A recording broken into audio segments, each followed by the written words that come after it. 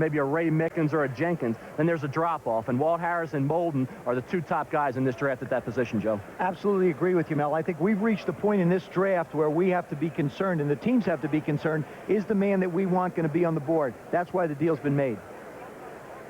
All right, let's go up to the commissioner. The Bears did not waste much time.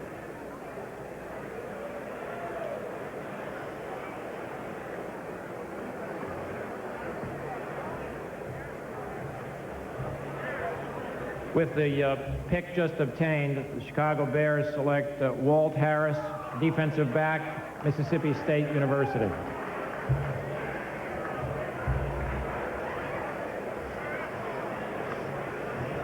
So the Bears have gone as we had Seattle suggested. Seahawks are now on the clock. With the Seahawks on the clock, let's go to Chris Mortensen quickly in Miami. Mort? Well, Chris, Dave Wanstead talked to his good friend Jimmy Johnson yesterday and was very concerned that teams would jump in front of him to take Walt Harris. Walt Harris is a bigger defensive back than Alex Molden. Remember, they got Chris Carter, Herman Moore, Jake Reed to contend with. They went in the tank last year when Donnell Wolford went down. They absolutely needed a cornerback, and Dave was willing to pay the price to get it, Chris. All right, Mort, in the division, as we look at Dave Wanstead and the Chicago Bears and knowing what they have to go up against, this is a division, the NFC, the Norris division, with so many productive receivers, but so many big productive receivers. Herman Moore, especially. Brooks is not as big. Chris Carter, physical. Jake Reed, a big receiver.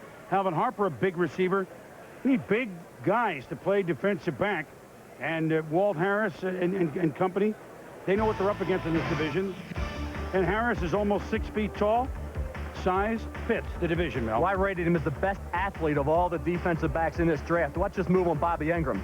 I mean, this is an athletic football player with quick feet. And I think when you look at what he did at Mississippi State in terms of versatility, not only covering the pass, but also playing the run, tackling ability. You see the burst to the ball here, and then the leaping ability and the instincts. I think that's what Walt Harris brings to the table. Not only will he be in a position to make a play, he'll come away with the interception. Watch him here come up to support. This is against the outstanding running back Kevin Falk at LSU with the open field tackle. Look at that burst. And there he goes all the way. I mean, that's a special football player. It's a special play. Great players make great plays, not mediocre players. And that's what Walt Harris, that's why he's needed and a necessary component of the Bears defense. I think he does a terrific job defending the receivers as well. Remember, this kid not only played corner, but he also has the ability to play safety.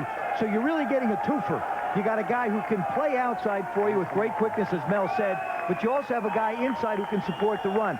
A lot of people like to feature 3 wide receivers now. Now you've got yourself a kid who doesn't have to leave the football field. It's a very, very good pick for the Chicago Bears at this spot. The Seattle Seahawks are now on the clock, and I'll tell you the debate that they have right now. They want to have someone to step in right away to help, like New England was talking about getting a wide receiver to help Drew Bledsoe. They want someone to step in somewhere to help Rick Meyer regain his confidence at quarterback with that wide-open system to Dennis Erickson. Do they go an offensive lineman who can play right now in Pete Kendall, or Marvin Harrison and Eddie Kennison are sitting there at wide receiver? That's the Seattle debate. There's a hunger on the highway, crunching down the road, blowing by those burgers. Introducing Big Border Taco, just 99 cents. It's a mother load. We added more beef, more cheese, tons more crunch. In fact, the Big Border Taco's so big, we had to beef up our trucks. There's nothing ordinary about it, Taco Bell. Hey, is that what I think it is? Yeah, it's my new Wagner Power Painter. Well, can you edge with it? Yeah, you can edge like this, or adjust it to control the paint up close. And when I'm done, I'm gonna switch nozzles and stain my deck. Do a lot of other jobs I've been meaning to do. Well, does it clean up easy? Yeah, it's quicker than you think. Why am I painting this by hand? Good question. Get a Wagner. Can you say your name? I'm Jocelyn Twist. I'm married to Tony Twist of the St. Louis Blues. And what sort of habits does Tony have during the playoffs? I don't know if I should talk about his habits. Well, you know, I'm just curious. Well, he does keep a blanket near his bed. So he has a blanket that he sleeps with? It's not his blanket. It's his nai-nai. He's gonna kill me. Polaroid presents the NFL Draft Snapshot. I would like all you really intense football On pick 38th overall was the heart and soul of the Bears defense for 12 seasons.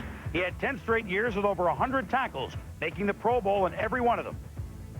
I remember on draft day, as I said many times before, after the first round, I was upset. You know, I don't know if I want to play football. I said, Lord, if you want me to play this game, please let me be drafted by the Chicago Bears. As we look back at some of our draft moments, who was waiting for their Polaroid moment? The Heisman Trophy winner, Eddie George. Leland McElroy, Electric Leland.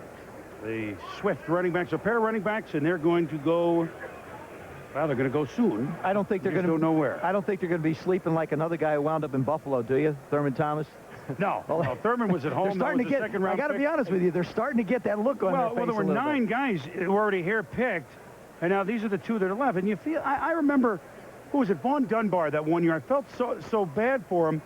And then, of course, he had their injury problems. And he was there. You could see it on his face. Say, guys, a first-round pick, yeah, maybe you didn't go 4 or 5 or 6.